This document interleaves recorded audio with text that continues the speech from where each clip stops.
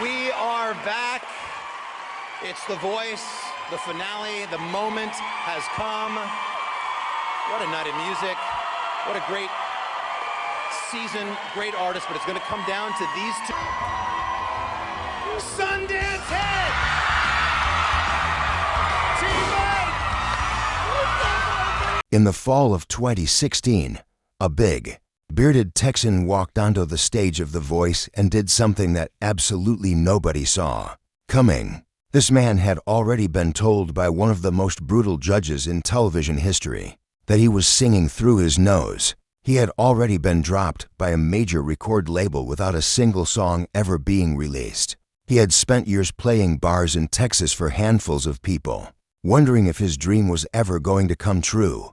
And yet, when Sundance had opened his mouth and sang, something extraordinary happened. Something that would change not just his life, but the lives of everyone watching. This is the story of how a man the music industry had already given up on became one of the most beloved winners in the history of The Voice. And everything, absolutely everything, that happened after. Jason Sundance Head was not your typical talent show contestant. Born in 1978 in Texas, Sundance grew up in a household where music was the very air they breathed. His father, Roy Head, was a legendary performer, the man behind the 1965 hit Treat Her Right. But when Sundance was just 9 years old, his older brother was killed in a tragic car accident, a devastating blow that shook the family to its core and caused his father to quietly step back from the spotlight. It was a loss that would haunt Sundance for the rest of his life, and one that would eventually fuel some of the most emotional performances anyone had ever seen on national television. Join us as we tell you what really happened to Sundance Head from The Voice. Before The Voice ever entered the picture, Sundance had already taken one of the biggest swings of his life and missed. Back in 2007, he auditioned for American Idol Season 6 and made it to the top 16. But that's when Simon Cowell, one of the harshest judges television has ever produced, called him out on national television for singing through his nose. It stung deeply. And for a man still carrying the grief of losing his brother, the public embarrassment felt like another door slamming shut.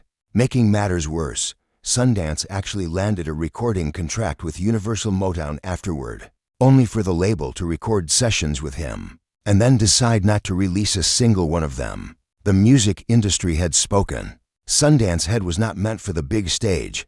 But here is the thing about Sundance Head. The man refused to quit. He spent the next decade doing what true musicians do when the world tells them to stop. He kept playing.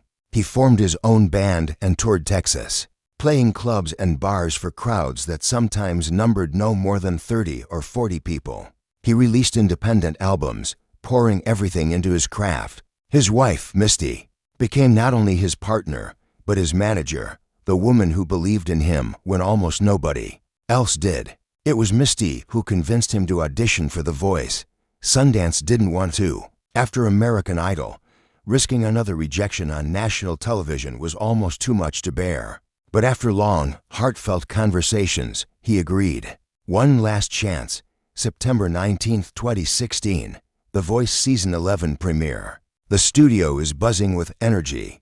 Cameras rolling. Millions of viewers tuning in at home. Out walks this big, broad-shouldered Texan wearing a cowboy hat, a bushy beard, and boots that look like they've seen 1,000 miles of dusty road. The coaches are seated in their iconic red chairs: Adam Levine, Blake Shelton, Alicia Keys, and Miley Cyrus, and not a single one of them knows what is about to hit them. Sundance steps up to the microphone, takes a breath, and begins to sing Otis Redding's classic 1965 ballad, "I've Been Loving You Too Long." From the very first note, something shifts in the room. His voice pours out like warm honey and aged whiskey all at once, unmistakably country, unmistakably soul, and entirely unlike anything the coaches have heard all night.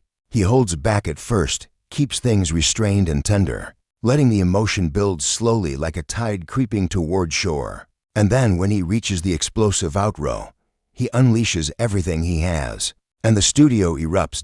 Adam Levine slams his red button first, spinning around with wide eyes. Seconds later, Blake Shelton hits his own. The audience rises to its feet in a standing ovation as Sundance finishes the final note, his eyes glistening with emotion. Rolling Stone would later name this one of the best blind auditions in the entire history of the show. Blake leans forward and compares Sundance to a mystery man riding in here on his country music horse, hearing echoes of Travis Tritt, Ronnie Millsap, and Chris Stapleton in that incredible voice. Adam, flustered and impressed in equal measure, throws a piece of paper across the room and demands to know why Sundance has to have a hat and boots on, as if the cowboy look alone makes him unfairly charming. Then comes one of the sweetest moments of the entire season. Sundance's two young children come out onto the stage and declare, in front of millions of viewers, that their dad should pick Blake. The crowd melts. Sundance laughs, his heart visibly swelling on live television. And just like that, he joins Team Blake. But behind the smiles and standing ovations, Sundance was carrying weight most people had no idea about. Lurking beneath the surface was a battle far more personal, a quiet struggle with alcohol that would consume years of his life. While Sundance performed brilliantly week after week on The Voice, privately the cracks were forming. He later admitted that after the show, when COVID shut the world down, he fell into drinking, daily, heavily. Then came the losses that broke him in ways no rejection letter ever could. His father passed away, then his mother. The grief was crushing. For years, Sundance's head was quietly falling apart. It took everything he had to confront it. In August 2024, he proudly announced a full years of sobriety, in many ways, the most important victory of his entire life. But before that healing could begin, Sundance had to prove himself on the biggest stage The Voice had given him. Week after week during season 11, he delivered performances that left the room breathless. During the top 11 round, he made a gutsy choice, performing Alicia Keys' own song, No One, right in front of the woman herself. He transformed it completely, stripping it down with acoustic guitar, fiddle, and gospel singers, turning an R&B anthem into something deeply haunting. He became the first season 11 contestant to crack the top 10 on iTunes, and from that point charted in the top 2 every single week into the finale. His knockout performance of The Climb showcased raw emotion and vocal range that left the coaches stunned. And during the finale performance episode, Sundance performed his father's hit, Treat Her Right, a tribute that made everyone in the room tear up. A son honoring his father on the biggest stage of his life. The coaches were in tears. The audience was in tears. And Sundance stood there, vulnerable and triumphant all at once. The finale arrived. December 13, 2016, Sundance performed 3 songs, a duet with Blake Shelton, a cover of Etta James' At Last, and his original song, Darlin' Don't Go. That original was deeply personal.